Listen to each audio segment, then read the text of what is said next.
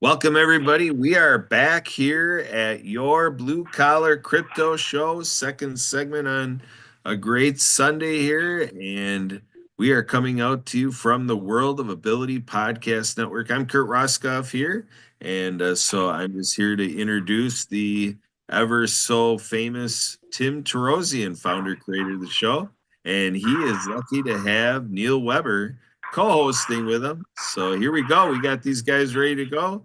Tim, take it away. This is your Blue Collar Crypto Show. Okay, we've been doing something a little different here at the Blue Collar Crypto Show. We've been focusing on disabilities, and we've been making it a broad discussion. So much so is that we're using us, our hosts, as examples. We are disabled, and we're willing to look at this again in a broad way. Let's introduce ourselves. My name is Tim Torosian, and my co-host is, go ahead, Neil Weber. And we've been prepping the show to discuss our own personal lives. And I think I'll go first, right? So I was going to start and then introduce my story. Yeah, let me introduce the please. story, and then you can share your story, and then I'll share my story, and then we'll ask the audience to participate. Oh, wonderful. Okay, so my story is, I'd like to talk to you about a famous individual named Viktor Frankl. Viktor Frankl was a psychiatrist who, just before World War II, he had a decision to make. He had an opportunity to go to the United States as a psychiatrist, and he turned that down. Instead, he was searching for meaning, and he was trying to find the answer to his question of where should I live. And so he went to the ruins of a burned out synagogue, which was burned by the Nazi Party at that time. And in the burned out ruins was some metal, and on the metal it said the fourth commandment: honor thy father and mother. And he discerned from that find that he would stay in Nazi Germany, even though war was looming. And he knew that Jews were under threat from the Nazi Germany government, but he decided to honor his conscience and to stay in Germany and honor his parents. So he did that. He stayed in Germany. Jews were rounded up and brought into the Jewish ghetto, and then were brought to extermination camps, and many were killed, including members of his own family. He was survived, though, and the way he survived was love. He survived love because every act he took, not every act, but almost every act he took while in the concentration camp was love. He would love his captors, and he did acts of service towards them. He would love his fellow inmates and did acts of service to them. He did the work of the day, which was digging trenches and working on the freezing cold and on little bread, and I mean, extremely hungry all the time. Lost weight. Was very lean, and he lived on a starvation diet, and all of that was very challenging for him.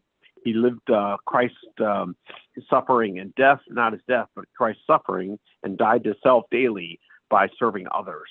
And he lived that as a role model for the extent of the war. So he did that during the war. During that war, he would write down little on bits of scraps of paper the stories of what is now his book, Man's Search for Meaning, and he kept that with him. And then he loved, as best he could, he loved everyone in his community of the concentration camp, even his captors, who were very cruel to him sometimes, and the capos. And the capos were especially mean to fellow prisoners because they were given special treatment, and they had very sadistic and very inhumane attitudes towards the average prisoner. So that was the story of Auschwitz and Viktor Frankl. I say that story because anytime a person has suffering in their life, they have two choices. You can either choose to love from that, and oftentimes you love deeply, as Viktor Frankl did, because after the war, he came to the United States and wrote his book, and then toured the country and spent much of his remaining years talking and lecturing about his book, Man's Search for Meaning. And so you have a choice of loving and loving others and surrendering your ego, your will towards serving others, serving God, and or you can become bitter and hateful and self-centered and just not love yourself, but actually hate yourself. And so Viktor Frankl chose to do the loving self and loving neighbor route. So I tell that story because I too had much suffering. I was never in a concentration camp, but I was in the prison of mental illness and addiction, and I suffered from those behaviors. Still suffer from them in my entire life. Started at with addiction in 8th grade, and mental illness in freshman year of high school, and that was a prison. That was a prison of my own making. Some of it was genetic, but the addiction part was learned. It was learned through some bitter childhood experiences. And so that was a prison I created and lived in and, for all my life. I've been given the keys to it and freedom through the 12 steps. But for decades, I lived in a prison of my own making. And so that is what I believe. I believe we have the key. We are the prisoners. We create our own prisons in life, and we are the only ones that can set ourselves free with God's help. We must cooperate with God because as Shane said, the Catholic German religious philosophy is nothing without God, nothing without you. So certainly I think we have to cooperate in our own salvation because as St. Augustine once said, God will not save you without your permission. So I believe it's very critical for us to focus on the reality that, our lives are up to us. We determine our lives. We are the author of our own soul. We are the captains of our own ship. So I believe that very thoroughly. So that I pass.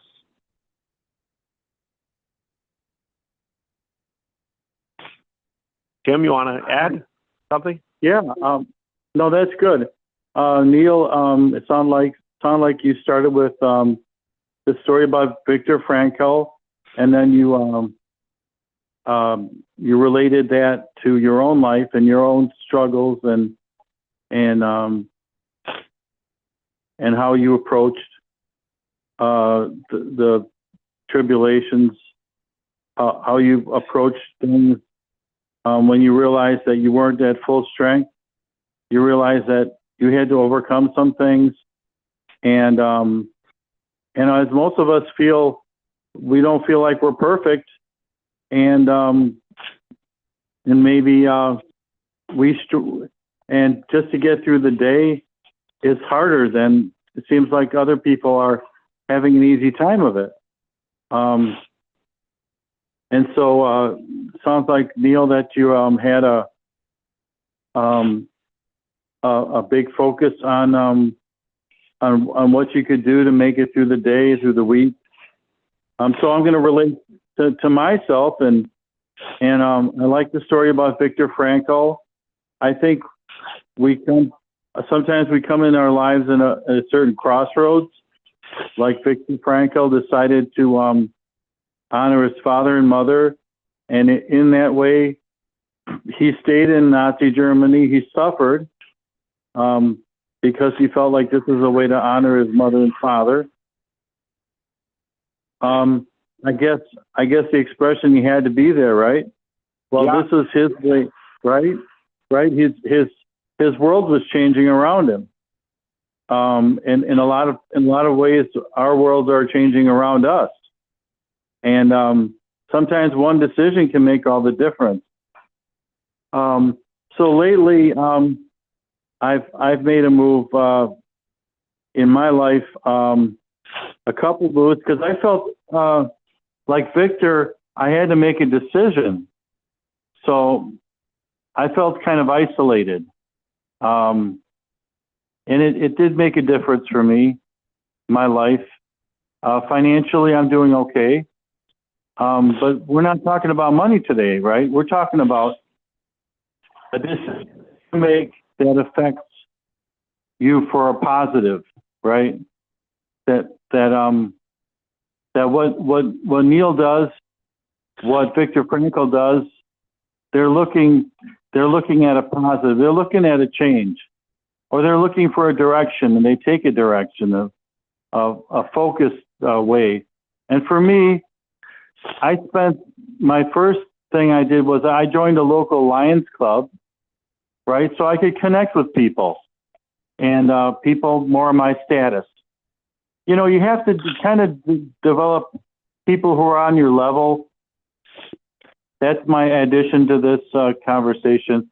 People that can understand you, people that are in your social group, professional group. Try and connect with those people. For me, it was joining a Lions group, which is a volunteer civic organization.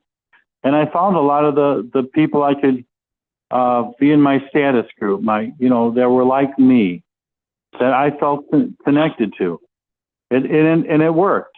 I've been going for the last, going on a year, and we do a lot of Lions Club things have to do with a vision, helping people with their vision and diabetes and just, charitable work. Which Viktor Frankl did too. He was a charitable person in the concentration camp. So I've kind of understand that part. I also rejoined up with my church, which is a Christian Orthodox church in Milwaukee, in the last year. Oh my goodness, I've done a couple other things, but I found that if I could connect more outside of myself and outside of my family, it would help me mentally. And I agree, it's made me a little bit more confident. I also go to the senior center. I'm 60 years old, I'm a senior, and I found a nice group of ladies and gentlemen that are very serious about playing ping pong, right? So I do that on Tuesdays. So I would add to this discussion that try and find like-minded individuals so that you can relate, right?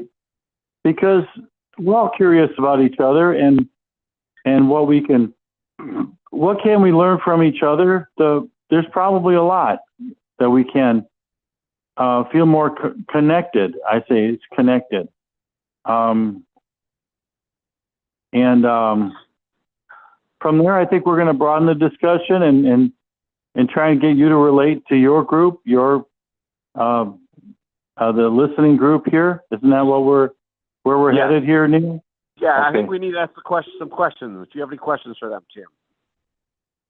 I would say to keep going on the thread that we're going, how about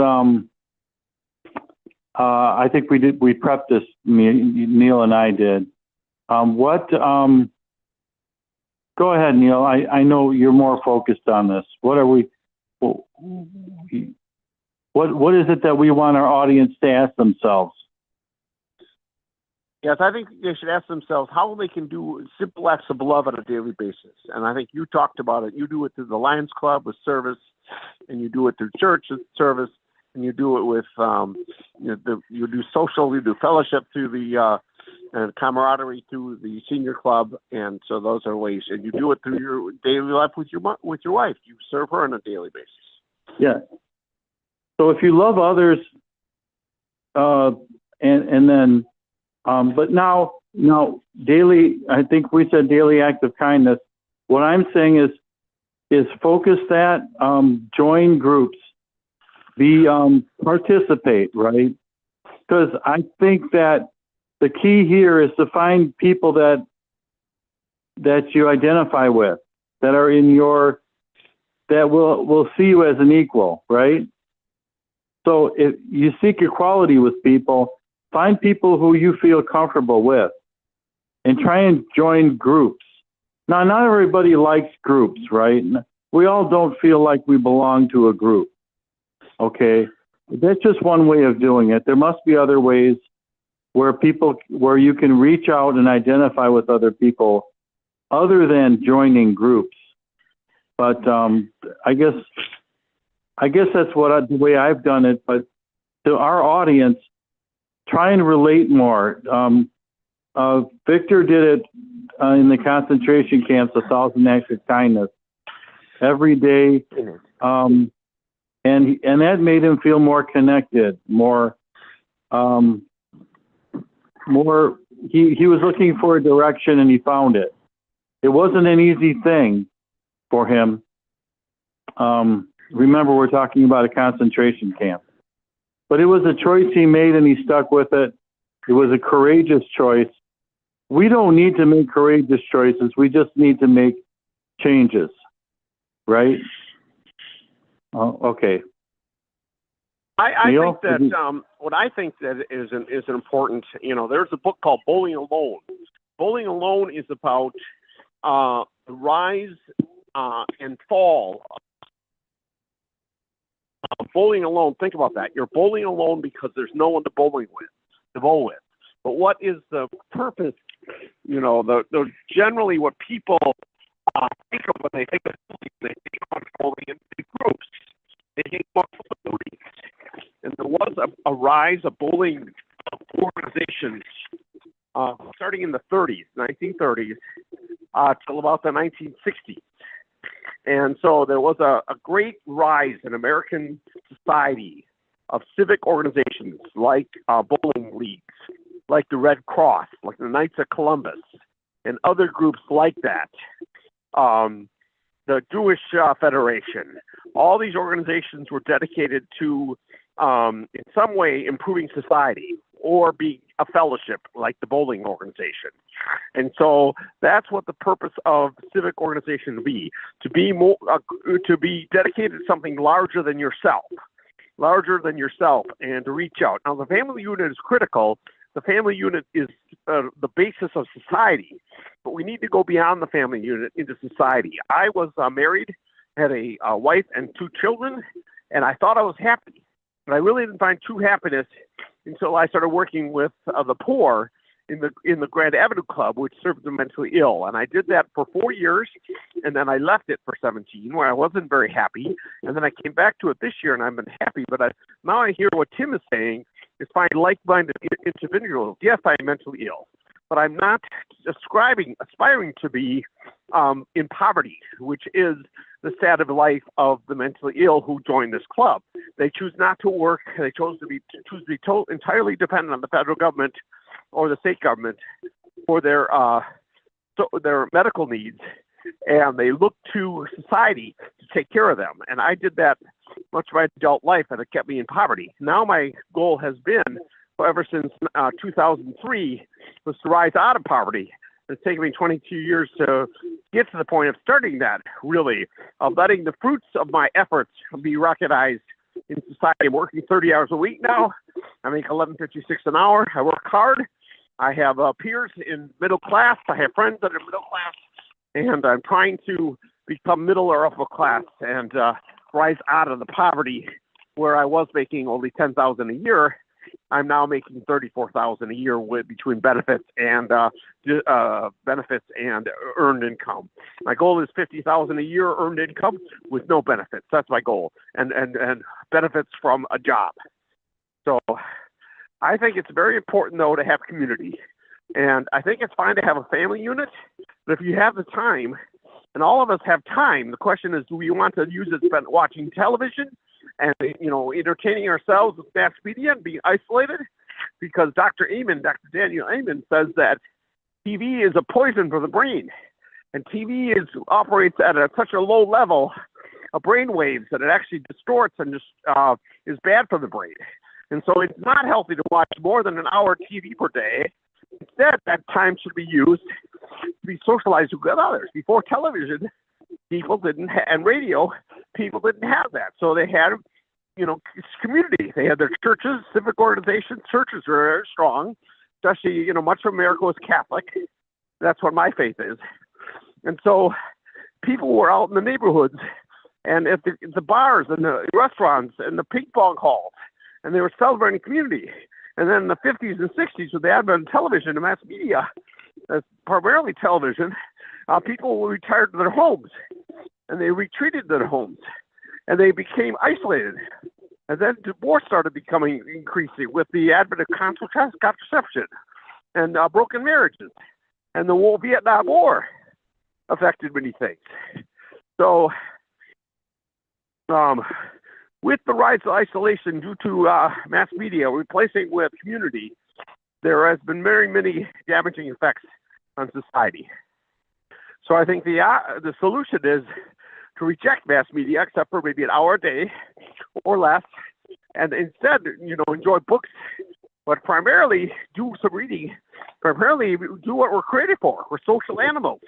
We need to be in relationship with others, and that's what I think that's what I'd like to talk about on this show.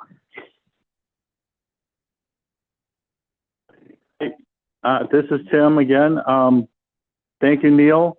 I'm not going to reject that. I think that makes a lot of sense. Sometimes if we look at the rise of mass media and we look at the divorce rate, there may be a correlation there. That's what I learned in college, right? That's what I learned in college. Sounds like a term paper. But yeah, if more people watching TV means more divorces. Well, I think there's isolation. And with isolation comes from dissatisfaction. I think we're made to love our neighbor as ourselves, as the second greatest commandment. And I think isolation of television creates the television commercials are then geared towards satisfying the individual wants and needs. And that's it's driven by selfishness. It's not driven by desire for creating community.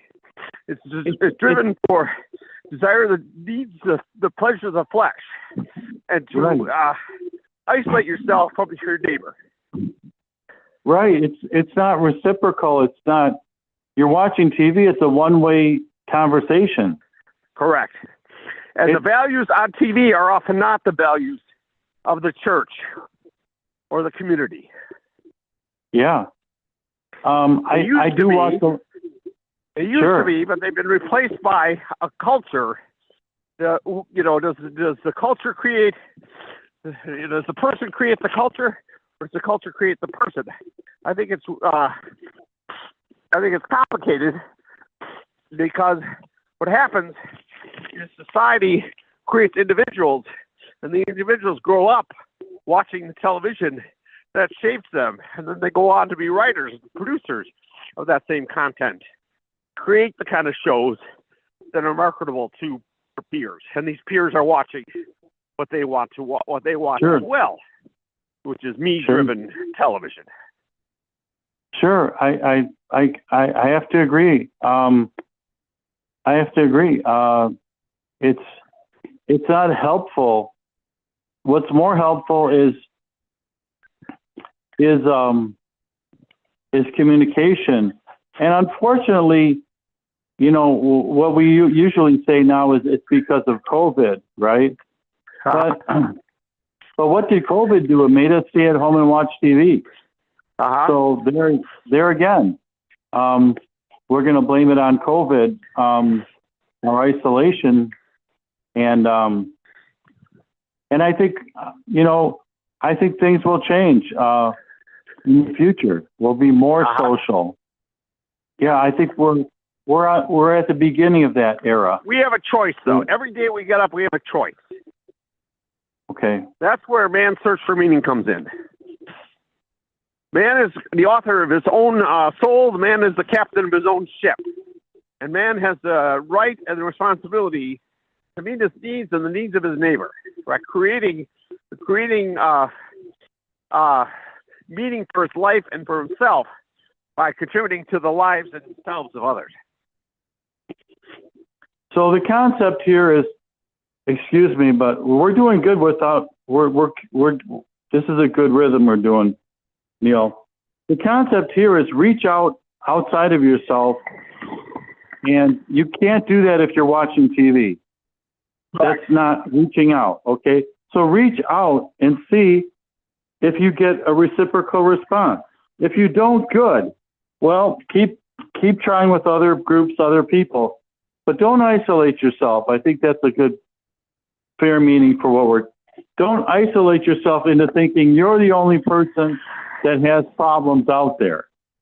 Express yourself, let it out. I'm seeing a counselor now, a professional psychologist. I will start on Friday because I've decided not to keep it, that I could use a little tune-up, right? And I think all of us could. Yeah, and where we're talking to somebody and letting them know an impartial view and get some feedback. And some of you may need that, and there's nothing wrong with that. We're into, I think mental health is a new horizon of our society. I think it's as important as physical health in a lot of ways. Yeah, the both is, we are created a mind, body, spirit. We need to be attentive to all three of those areas. Yes, in order to have a fully enjoyable life, I think we do. I agree with that. My philosophy is this. I believe we're spiritual beings, physical beings, intellectual beings, emotional beings, financial beings. And I have goals for each of those areas, and I practice those daily. I strive to, anyways.